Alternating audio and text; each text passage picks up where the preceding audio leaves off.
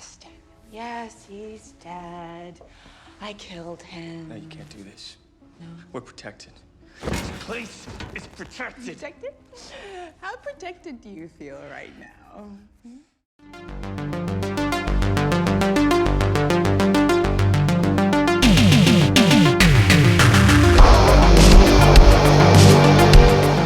We are talking Night Teeth. This one is directed by Adam Randall. And this one stars Jorge Lendeborg Jr. and Debby Ryan. We've also got some smaller appearances from Alexander Ludwig, Alfie Allen, who you may know from Game of Thrones, and Megan Fox. I feel this movie was somewhat kind of sold with the Megan Fox name, but she's literally only in one scene.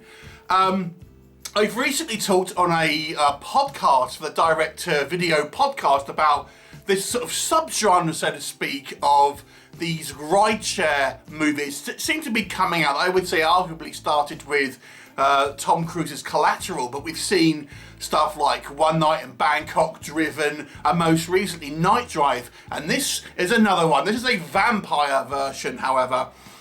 So, Night Teeth, this focuses on this kind of guy called Benny, who is essentially a kind of a college student and a somewhat of a kind of a loner to a degree.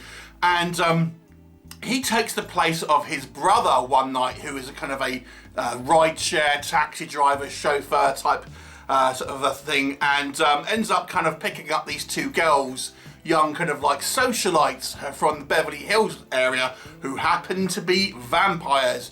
And this happens to be on the same night that a kind of a more powerful vampire played by Alfie Allen is making moves on the kind of the established kind of truce that the kind of the local vampires have with the kind of the populace, the human populace, and also ensures a kind of conflict between the vampires themselves, but also kind of various groups of humans, including two different lots of vampire hunters.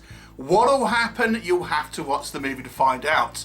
So let's discuss first of all, it works with Night Teeth. This is the superbly shot movie. It does feel a little bit like a music video, I will say that, but it really has some fantastic cinematography and is somewhat kind of like a stylized film in some ways. Some may argue over stylized, but nonetheless, the kind of the use of reflections, neon lights, lens flares, things like this, gives it a very kind of like what I would describe as kind of like an MTV feel. Gives it a pop music kind of video vibe to it. But visually speaking, it's very, very arresting. The second thing I would also say here, I really quite enjoyed some of the characters here. Benny is a special, likeable character as like kind of our main protagonist, who you feel is actually kind of quite a kind of smart kid, but has got a lot going on. And I actually quite enjoyed his interactions with these two female vampires, one of which he kind of has a little bit of an attachment to. The other one is a little bit more of a kind of unstable and potentially more violent. I actually quite like Alfie Allen as like kind of our main bad guy. Admittedly, he doesn't have a hell of a lot to do, to be honest with you, but I actually still quite liked his kind of character there. And I also quite enjoyed some of the kind of the smaller roles here. Benny's brother Jay, who is actually a secret vampire hunter of a kind of secret identity type thing. So some of the character work here is I think is very good, and that's obviously down to the writing of the characters and the actual kind of performances by the cast here as well. All who do, I think, do a great job. I think this movie does have some elements that are kind of well written in regard to this kind of this hierarchy, so to speak, of kind of vampires and vampire lore. I do have some issues with this we're going to come on to in just a little bit, but nonetheless, you know, you get kind of hints that there are some interesting kind of things kind of going on behind the scenes in this kind of world that it's kind of creating, and I sort of quite like that.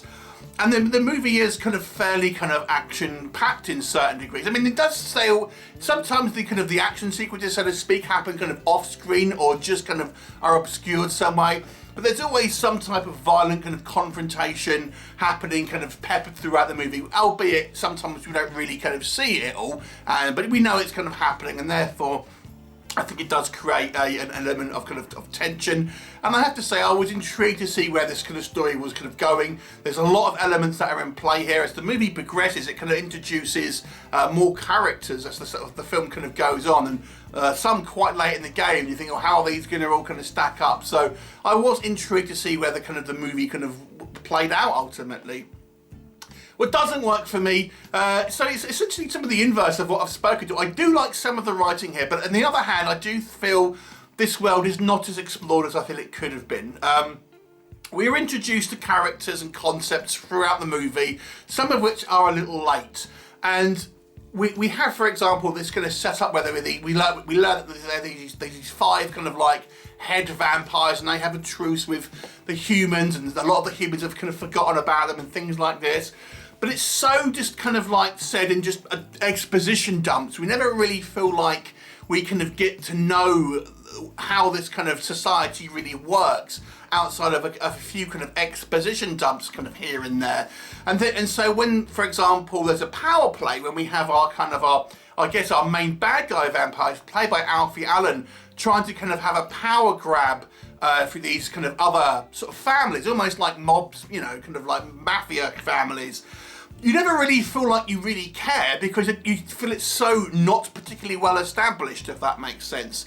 Outside of a few, as I say, just exposition dumps, we never really see the kind of the vampire society until it's kind of like in conflict, if that makes sense. So you feel like you're kind of like, why should you really care at this point? Because you're not really seeing it in kind of like anything other than just the kind of ultimately what you feel is somewhat the conclusion to the kind of the status quo, which I think is a little bit, you know, of poor writing. As such, I feel this movie has too many kind of concepts and characters at some point.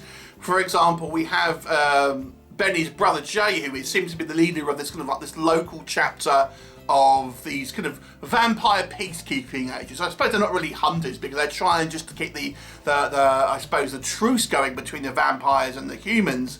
But then we're introduced to a second group of kind of vampire hunters who seem to be more militarized. But they don't really do anything with that. They're just kind of there, don't really serve any kind of purpose ultimately. And we could have just had the kind of the first group of vampire hunters really, and it be the same kind of concept. You didn't really need to have a second group and have this almost like another faction involved.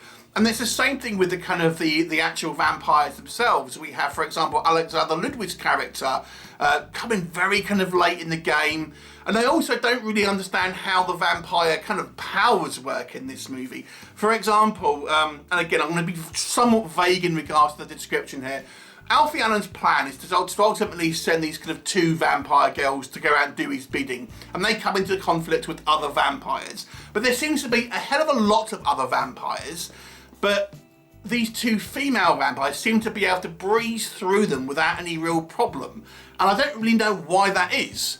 It seems like there's different kind of power levels or something, but again, the movie just doesn't really kind of explain it, if that makes sense.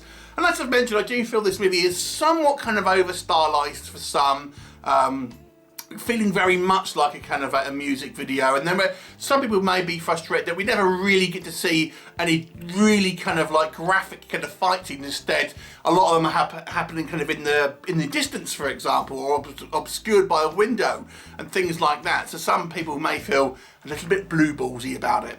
Ultimately, though, I think the movie's strength is in its characters, and I really enjoyed the kind of the interaction between our 3 main leads, and even some of, like I say, the sub characters. I actually kind of quite like this sort of the somewhat over stylized without kind of going into you know, Sin City territory or anything like that. I still kind of quite like the aesthetic. Overall, I'll give this a 6 out of 10. I think it's a stylish kind of vampire movie, albeit it lacks a little bit of bite, if you get where I'm going with that one. And I feel it's somewhat kind of surfacey and ultimately shallow when it could have been, I think, a bit more of a deeper film. So it's a 6 out of 10 for me. Have you seen it? What did you think of it? Leave me a comment and I'll look forward to seeing you next time. Bye for now.